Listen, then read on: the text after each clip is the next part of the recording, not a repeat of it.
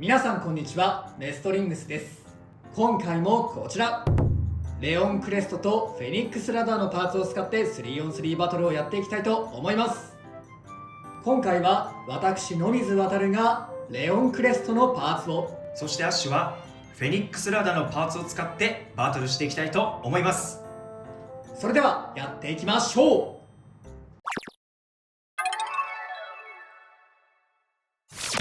う。まずシュートポジションを決めるじゃんけんをします。最初はグー、じゃんけんぽい。あいこうでしょ。レフトサイドでお互いのファーストベイ、せーの、じゃん。フ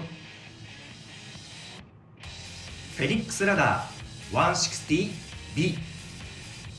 レオンクレスト 760DB。 ファーストバトルレディーセット、3、2、1、ゴーシュッ。走ったらね、走ったらねよ。もし落ち着こう。さあ、ただ持久戦だとちょっと厳しいと思うから、どこかで何かしらのアクションが欲しい。相手を寝かせたりとかね。寝かせたいね。こっちが寝かせたいけれど姿勢を崩してしまったか。ただ DB を使っている分多少の姿勢保持能力はある。ただ相手は持久カスタマイズでしかも B なんだよな。さすがに分が悪いか。いいぞ。いやスピンフィニッシュ。フェニックスラダーに1ポイント。よーし。お互いのセカンドベイ、せーの、じゃん。コバルトドラグーン 180G、 エアロペガサス 360H。 出たー、レアビーだレアベイダー。かっこよすぎる。ー。セカンドバトルレディーセット、3、2、1、ゴーシュッ。いけ。ああ、まあ持久戦にはなりそうな感じがする。エク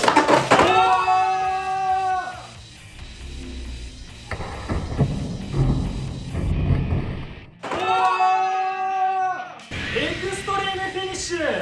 エアロペガサスに3ポイント。やったぜ。これがエロペガサスの力なのか。やられた。お互いのサードベイ、せーの、じゃん。スフィンクスカール 560S、 ウィザードロッド 960B。 サードバトルレディーセット、3、2、1、ゴーシュッ。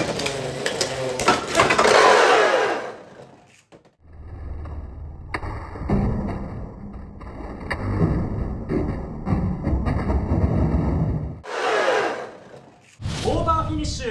ウィザードロッドに2ポイント。ということでこの 3on3 バトルは野水航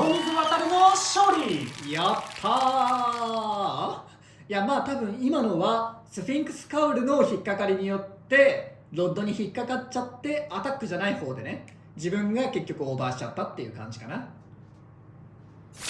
はい、ということで今回も 3on3 バトルをやってきましたが、いかがだったでしょうか。いやー、今回はねエアロペガサスに助けられたようなバトルにはなりましたが、ちょっとエアロペガサスの話は後にするとして、まずはレオンクレストの方の話をしようと思います。このレオンクレスト、今回はスピンフィニッシュでフェニックスラダーには負けてしまったんですが、対アタックという面では結構優秀なブレードになっているんじゃないかなと思っております。やっぱりこの厚みのあるブレード、そしてそれに合うように作られているこのラチェット、この2つの組み合わせが本当に壁っていう感じで、やっぱり軽さというか 35g ではあるんですが、ドランバスターとかのね強い完璧な一撃を当たると飛んでいったりとかしてしまうことはあるんですが、でも普通の攻撃とかは結構いなしているというか、受けてもそんなに飛ばなかったり、他の方向に飛ぶ、いなされてるような感じがしていて、結構ね対アタックようやくできるディフェンスタイプが出てきたんじゃないかなと思います。それにね、ディフェンスタイプがスタミナタイプに負けるのは別にあってほしいというか、そうであってほしいことなんで、ここはいいところだと思います。そしてね、この570めちゃめちゃ擦りやすくって、姿勢傾いた時にね、ここが結構だいぶ下にせり出してるので、ここがね、スタジアムとかに引っかかって失速してしまうことがあるんですが、 DB のね、この傾きがね、ギリギリこの570を多分保護してくれるような位置関係にあるので、 DB 使うと結構ね、この570が擦ってしまうで負けてしまうっていうところ、その欠点は改善できるのかなと思って今回は DB を使っています。 DB 結構こう上にこうポーンって外れてしまうバーストが多いんですけど、今んとここのカスタマイズだとそこはあまり気になってませんね。やっぱりこの壁みたいな形状によって下からの攻撃があんまり決まりにくいから、ここがこう外れるような衝撃がないんじゃないかなとか思ったりはしています。いやでも結構強いディフェンスタイプが出てきてくれて、私は本当に嬉しいです。そしてアッシュはフェニックスラダーのパーツを使ってカスタマイズしてバトルしていったんですけれども、まずフェニックスラダーとてもいいパーツだと思います。ただやっぱり前回の動画でも触れていたと思うんですけれども、デフォルトの970やグライドを全部つけた状態で戦うとどうしても厳しいかなって思う場面があったので、今回は160と B っていうカスタマイズでバトルしてみました。そしたらね、やっぱりデフォルトのカスタマイズよりもぐんと勝率上がって、レオンクレストと戦った時は勝てたので、ちゃんとスタミナベイらしく戦うことができたので嬉しいです。そしてグライドなんですけれども、個人的にはとっても試したかったカスタマイズの一つ、コバルトドラグーン 180G で戦ってみたんですけど、まさかのね、エアロペガサスにやられてしまったので、いいところは見せられなかったんですが、他の人も触れていた通り、とてもいいカスタマイズだと思うので、他のバトルでもね、使っていいところを見せていけたらなと思っています。そして今回私野水航が使ったこのエアロペガサス、見事にエクストリームフィニッシュを決めて私を勝利に導いてくれたエアロペガサスについて話そうと思います。新しいレアベイでね、今回ね、ネストリングスでは私しか当たることがなかったので私しか持ってないんですが、先に結論から話します。このベイを持ってないと勝てないとか、いわゆるぶっ壊れ最強誰も勝てないベイみたいな、これがなきゃ大会に絶対勝てませんよみたいな、そういうベイかと言われればそんなことはないですねこのベイは。そうなんだ。今回ね、コバルトドラグーンをエクストリームできたのも正直まぐれ。普通にあの後持久戦になってたらエアロペガサスはかなり厳しかったと思います。多分スピンフィニッシュで負けてたと思います。という結論を先に話してから性能について話していきたいと思うんですが、エアロペガサスというブレードはアタックタイプのブレードになっています。なのでやっぱりアタックが強いみたいな感じに思うと思うんですが、アタック力に関してはそこまででもない。弱くはないんですけど、フェニックスウィングと比べると下かなっていう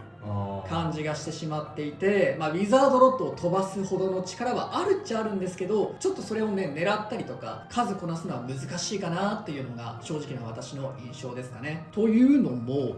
エアロペガサスってこのね3つの大きな巨大なブレードが攻撃ブレードがあって、そこで攻撃するっていう特徴があるんですが、ここのね多分一番先端部分、刃の前方部分はほとんどメタルコートに傷がついてないんですよね。本当だ、結構綺麗だね。そう、だいぶ回した、だいぶって言っても、これぐらいの傷がつくぐらいは回したんですが、こんだけ回してもここら辺全く傷がつかないようになっていて、実際に当たってるのはこの後ろのこの部分だけ、この部分だけが相手に当たって攻撃するっていう感じなので、そんなに攻撃力感じないんですよね。なんか優しいで重い。コバルトドレイクとかと同じで 38g はあるので、こうエクストリームダッシュで相手を押し出すとか、そういう時はパワーを感じますが、先ほどみたいに平時の真ん中にいてお互いがぶつかり合うとか、フェニックスウィングはオーブを使った時とか、あとシャークエッジのオーブとかも中央で待っていて相手をバーンって思いっきり飛ばすみたいな、そういう戦法が可能なんですが、これはねできるとは思うんですが、そんなに強くはないんじゃないかなって個人的には思ってます。そしてね、今ブレード見た時にここだけねちょっと傷がついてるなっていうのも気になった人もいると思うんですが、このね3つのブレード、この刃の部分全部同じでバランスがいいかと思ったら、ここだけね出っ張ってるんですよね。ちょっと分かりにくいと思うんですけど、ここね爪で引っかかる場所があるんですけど、他の部分はねほとんど引っかからないっていうか浅いんですよね。実際当たってなくて傷がついてないので分かると思うんですけれど、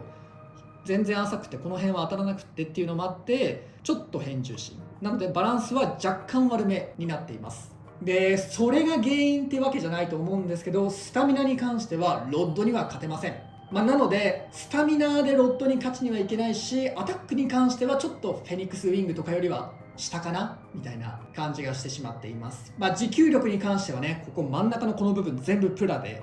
そしてこの外部分のメタルコートがついてる部分が全てメタルなので、だいぶ外重心になっていて、こうなんて言うんでしょう、外重心で遠心力でかなり長く回ってみたいな感じで、スタミナ戦で勝ったりはすることもあるんですが、こいつのもう一つの欠点、このすっごい外重心のおかげでめちゃめちゃこけます。もう信じられないぐらい倒れます。そうなんだ。そんなになんだ。そうラッシュ使ったらほぼ角で倒れるんじゃないかってぐらい、すぐこうやって斜めになってそのままスタジアムガガガってこすって失速して負けみたいな。へー。なのでラッシュは全然強くなかった、俺のイメージそうなんで。ラッシュ使うんだったらウィングの方が絶対に勝率がいいって思うぐらい結構難しいブレードで、今回ヘキサを使ってるんですが、ヘキサがね今んとこ一番相性が良かった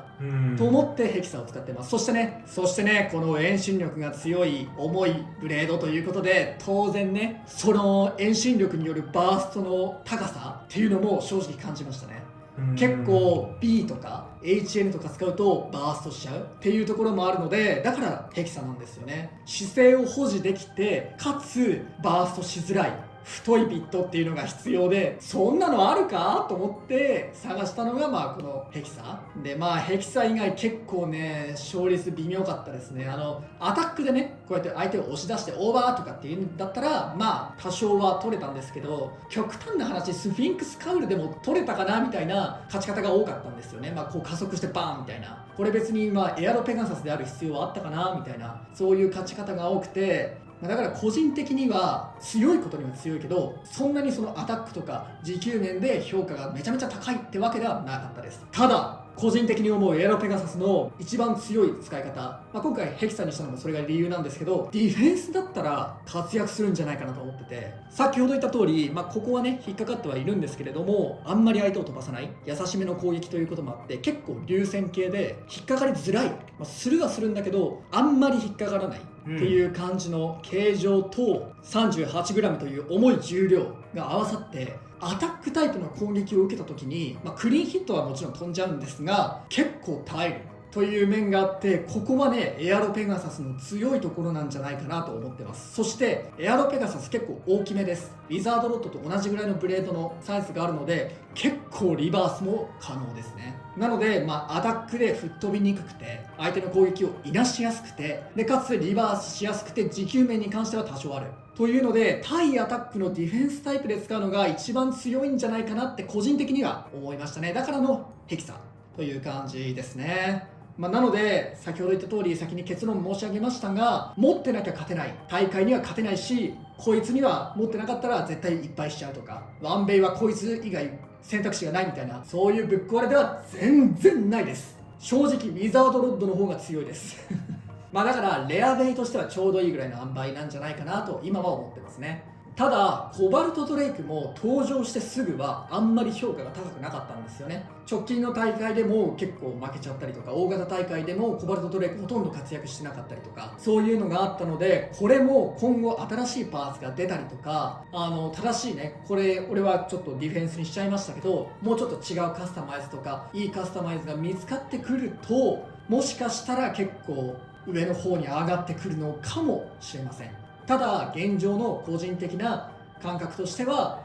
フェニックスウィングとかティラノビートとかと同じぐらいのラインのベイかなって、ちょっと若干違うんですけど性能的にはそれぐらいのベイかなって思うので、エアロペガサス持ってなくても全然大会でも勝てますし、対戦でも勝てると思っております。そういう結構難しいベイなんで今後使っていくかって言われると結構微妙いところはあるんですが、こんだけねもう傷だらけにしちゃったし、一応ね私のアイコンは緑色なので、このメタルコートグリーンのエアロペガサスはしばらく愛用しようかなと思っております。あとこのエアロペガサスで一番気になってるのはこの下のねプラの部分があるんだけど、ここがね結構すぐ発火しちゃうんだよね。こうやってもうだいぶボロボロで結構これ、いわゆるリアバ破損するのだいぶ怖いよなっていうところはありますね。あとね、このプラの部分に当たるとめちゃめちゃ吹っ飛んじゃうような印象はありますね。なんか重い攻撃とかよりもなんかすっごい吹っ飛ばされてるなって時はここに当たってんのかなって思っちゃったりしてますね。だから予備がないってのもやっぱりちょっと大会で使いづらい理由原因になるのかなとも思ってます。はい、ということで終盤ちょっとエアロペガサスの話ばかりしてしまいましたが、ディフェンスとしてはね、こちらのレオンクレストも優秀ですし、グライドとかフェニックスラダーとかも手に入りますので、興味のある方はぜひフェニックスラダーセット、そしてレオンクレストを買って遊んでみてください。ということで、この動画が良かったらグッドボタンとチャンネル登録よろしくお願いいたします。それではまた次の動画でお会いいたしましょう。バイバイ。バイバイ。